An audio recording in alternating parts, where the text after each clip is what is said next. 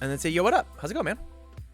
It's going good. It's going good. Good to hear. Good to hear. So we're going to do a deck doctor today on your good Jiro deck. Looks like this is version 2. You're going to give me the elevator pitch, and we're gonna sit down and we're gonna talk about it. So hit me with it. What's going on with this one?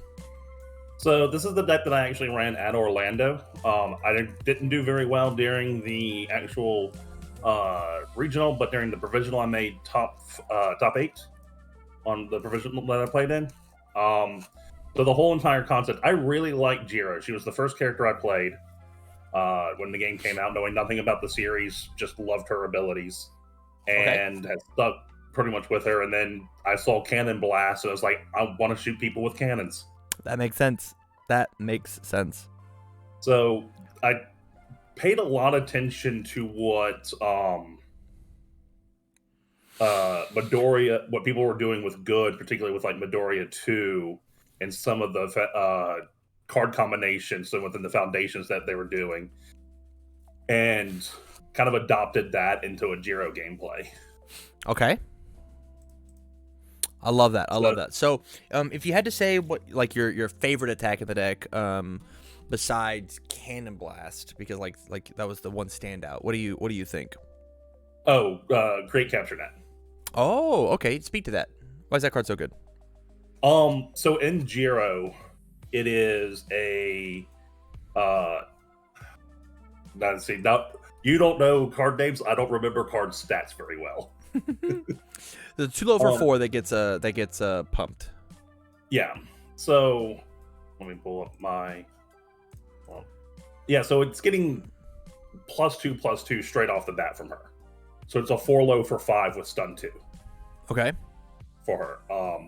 And not only that, you can start off by building a foundation that if you draw a foundation, you're like, I really need that foundation. I could throw this out now. Then play Capture Net, do the stun, build it, and instead of having to wait for a turn to have that foundation, you got it ready to go. And that could be something like Small and Limber. It could be like what I generally did was like Small and Limber, Passing the Torch, Precious Lesson, Battle Resolve, or Self-Sacrifice. Okay. And then, so what's the overall goal of the deck? Do you want to slim it down? You're trying to make some changes. What are you thinking here? I'm trying to look at a way to make it a bit more consistent. Oh, okay. I have a statement that I want to make that might get my Jiro card revoked. But I'm also thinking about just completely taking out Specialized Sound Waves from the deck. This card? This card's fine. This card is messed up in her, but if you're not enjoying the card, you shouldn't be married to any card because this card has to be in the deck, right? Like there are plenty of Jiros that don't run Specialized Sound Waves. I think you're fine there. Right. Yeah. It just always came to, and I guess it happened. I guess because it happened to me on multiple times over the weekend, but feeling ripping that 2 check in a time that I desperately need really hurt. Right. Yeah. I feel that completely. So yeah, let's chat. Okay, so I put a couple things in your sideboard, and I want to talk about them in the order of importance. First and foremost, I don't think that the attack lineup necessarily needs to change, unless of course you're not digging Specialized Sound Waves. But I think Specialized being able to stack cards in order for Cannon Blast to just be live, right? Like Specialized stack a 6, cannon on a 6. I know that I don't have to commit the bonus resources and then blow you out of the water. It's incredible. It's very, very good. And so this card's rad. To the point where I actually would probably switch how many back alleys and Cannon Blasts that I play. I think back alley is incredible. Don't get it twisted. But I think back alley being a 3 of and cannon being a 4 of is probably where you want to be. Or even let's take back alley out, and I know this is crazy, put in a 4th Specialized Sound Waves because of how good that card is all by its lonesome. Right. But I think people are actually messing up with 4-back Alley Haymaker. This card's very, very good. This card sucks to draw 2 of. You want to draw 1 every turn, and the game should be over by turn 3. Mm. Yeah. I know that in the decks that I'm currently playing, I'm only playing 3 of it, and I'm playing other cards at this 5 difficulty slot at also a 3 of. But I'm also playing 22 attacks in my decks that are trying to be aggressive. So Right. there's that. Yeah, this deck originally was around like 70, like version 1 was like 72 cards. Okay. And then I'm gonna say his last name horrible because I'm bad with names. But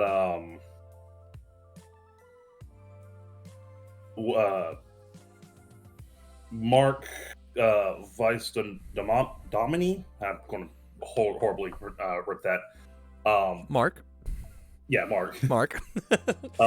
He comes by stores in my area every once in a while and plays it. And we sat down, and after I think it was Origins, and he helped me work on this version 2 deck. Okay, I dig it. Yeah, but so attack wise, I don't think anything needs to change here. I think there's some small stuff that we can change in the main board, and that's really what I want to focus on. First and foremost, you're playing 0 copies of Destined for Mainstream Success.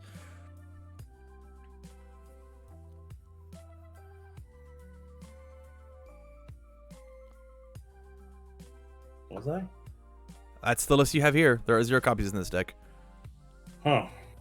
Unless you have mistaken Destined for a Precious Lesson? Probably. Okay.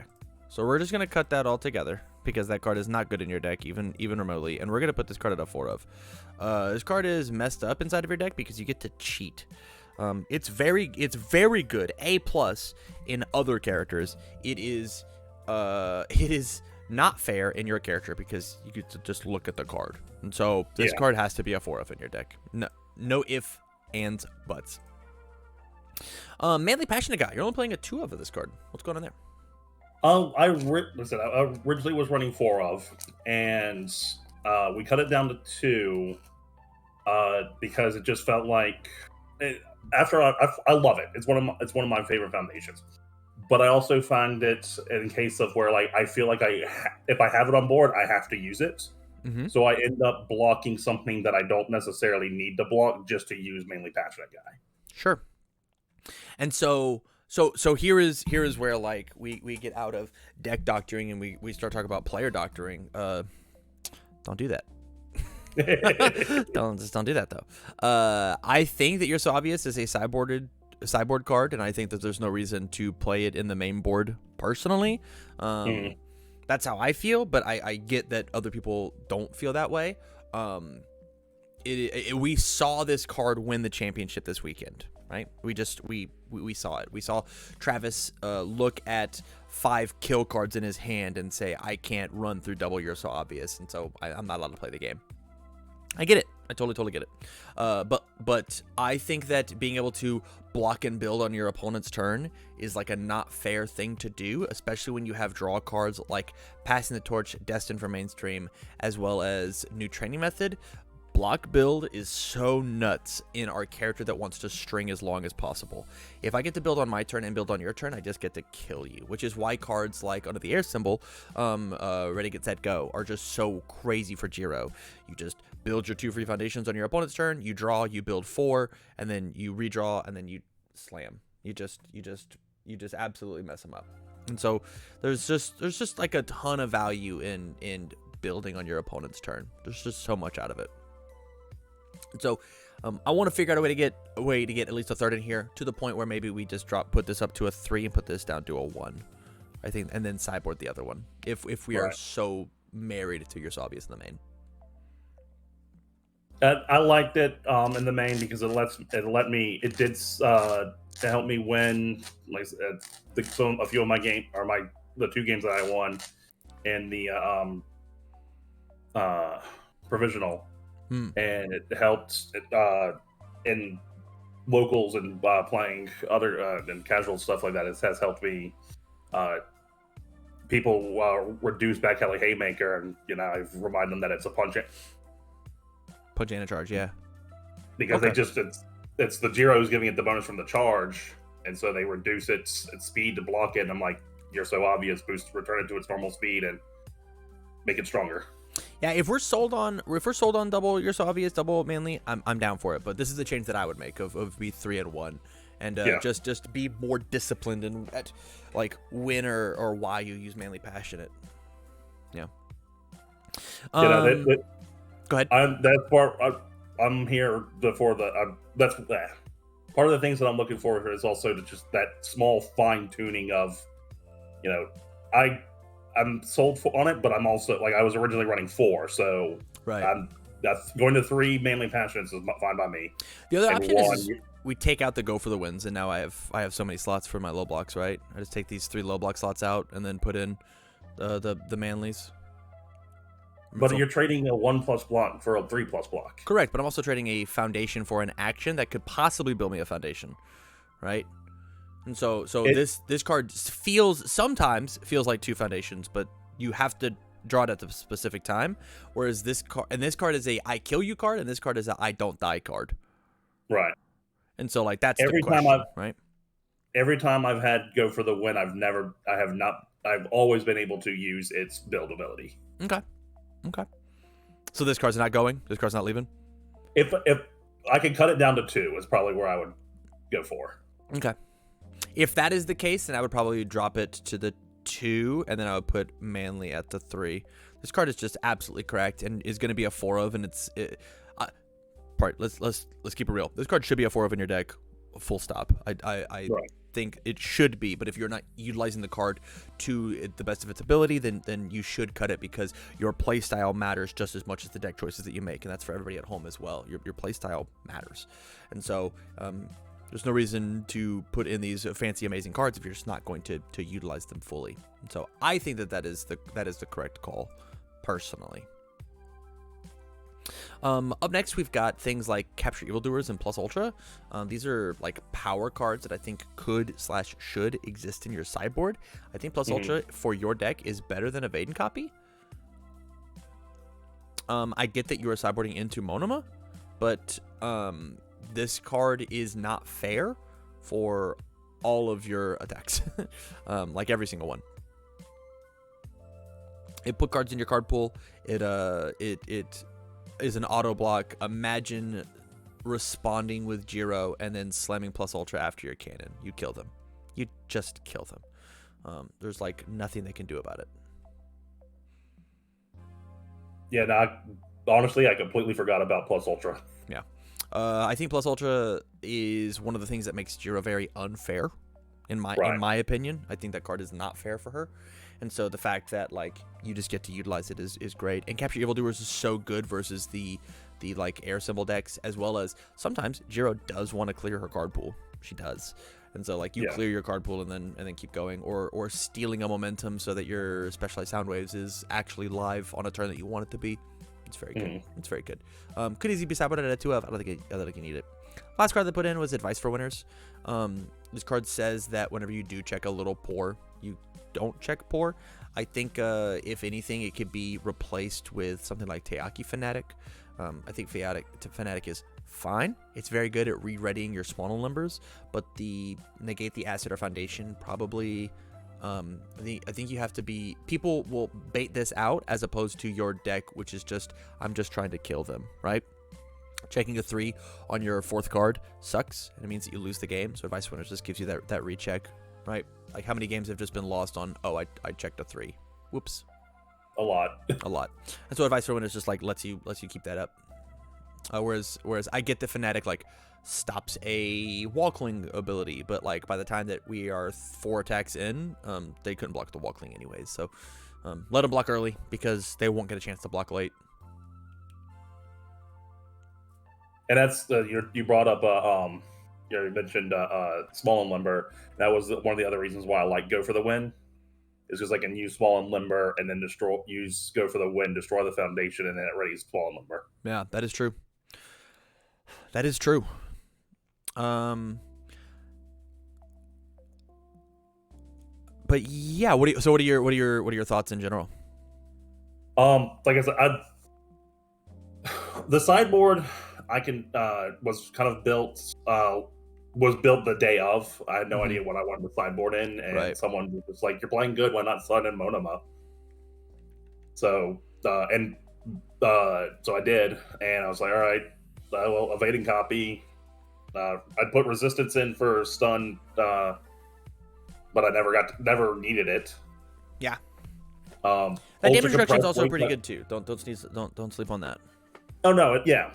Ultra compressed weights I put in for Froppy, and I only played her against her round one in the provisional, and uh, uh, I won game one, lost in round two, game two, and then when I went first game three, was able to in the same round copy her abilities and then use all of her abilities on because I was on Cannon Blast. That's pretty good. That's pretty good. Okay, so here's what I want. I think I'm gonna take Cannon Blast and put it up to a 4. I'm gonna take Back Alley and put it down to a 3. Boop. And then from here, we're gonna take Tiaki Fanatic. I just want to take this card out of your deck. How impactful was this card? I never used it. There it goes. It's gone then. And then we're gonna put Device Winners up to a 2 of. That should mess around with our block stat just a little bit. Yeah, 22, 22, 18.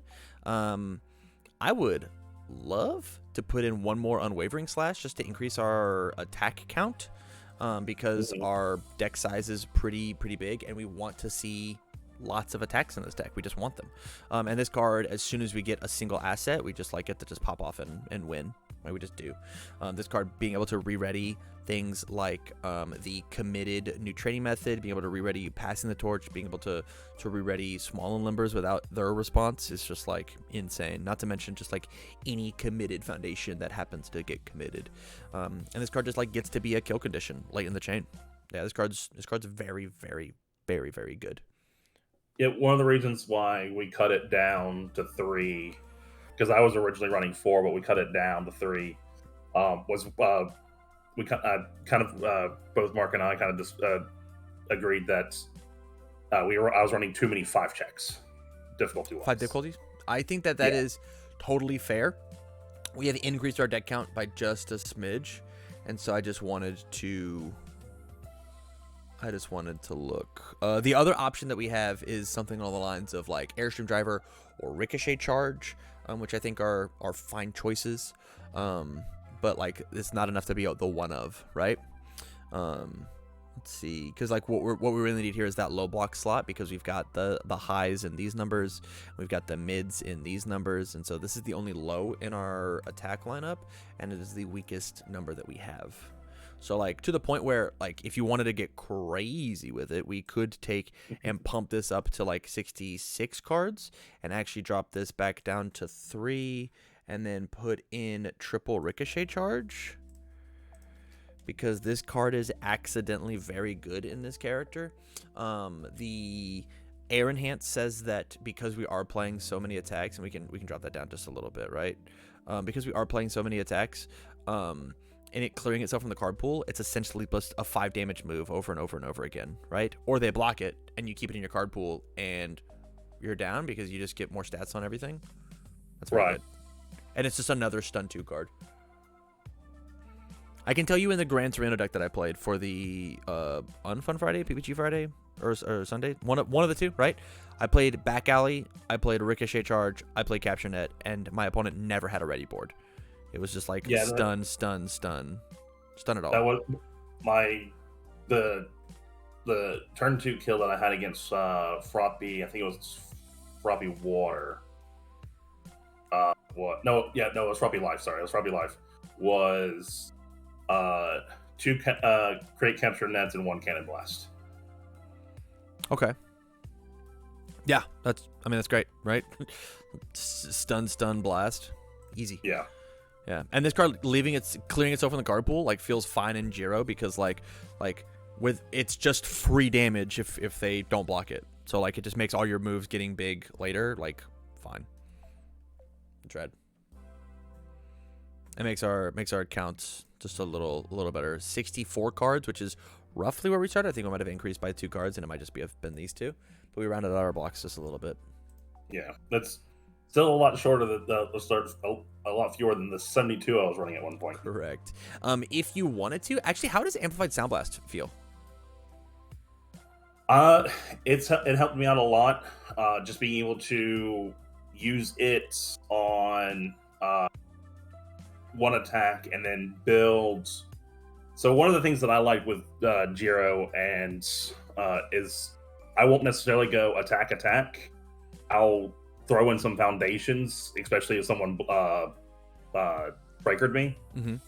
So I can, on my first attack, use Amplified Sound Blast, and then throw down another foundation, and then throw a Cannon Blast. And that Cannon Blast is now at a 6 instead of or it's back down to a 5. Right. Yeah. Okay, here's something crazy I want to try. I want to do double amplified and Ricochet Charge up. I think Ricochet Charge might be one of the most slept on cards that I have seen, just because of how it works.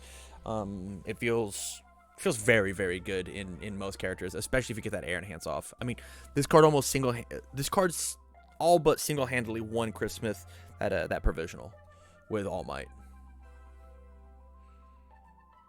Yeah, my round 4 opponent in regional was Throw Might, and my deck just falls apart against that. Yeah, 21, 21, 22. Yeah, I personally like how this looks. I think this looks very, very cool. I think Ricochet Charge is like a really neat addition to the pool, and it's one of the best cards that you can like play just as like a poke, right? You just play it and like use the enhance and be like, is this my kill turn or is this a poke turn and I build after this? Who knows? Yeah. All in all, is there anything that you dislike, vehemently disagree with about the deck? Not disagree. What do you think about the overhead reversal on the sideboard? This card sucks. This card's not good. I'd rather it just be plus ultra. Yeah. There's no reason. I think your attack lineup is already stacked. This card doesn't have the keywords that we care about. Monoma doesn't care about them. You'll hit them with stuff. You just will, right? The big thing is Ricochet Charge doesn't work with Monoma, but I think that you should take Monoma out of your sideboard anyways. I don't think that he works that great, personally. If you were going to put another character in your sideboard, it would be Gran Torino. Right. Now, had joked with my saying I was going to put Monoma and then switch over to Monoma. If I was playing another Jiro, switch over to Monoma. That way I could still play Jiro. Right. That is funny. Never happened.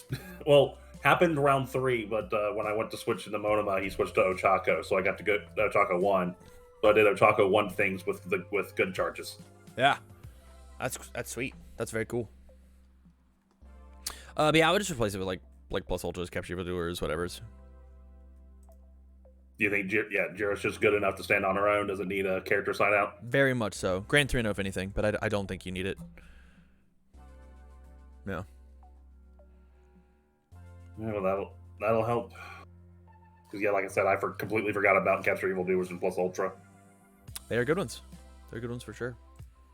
All right, dude. Well, thank you for the support on Patreon. Thank you for letting me look at your awesome Jiro deck. I appreciate it. No problem. It was good meeting you. It was good meeting you as well. Are you going to be at Origin, or are you going to be at Gen Con or no?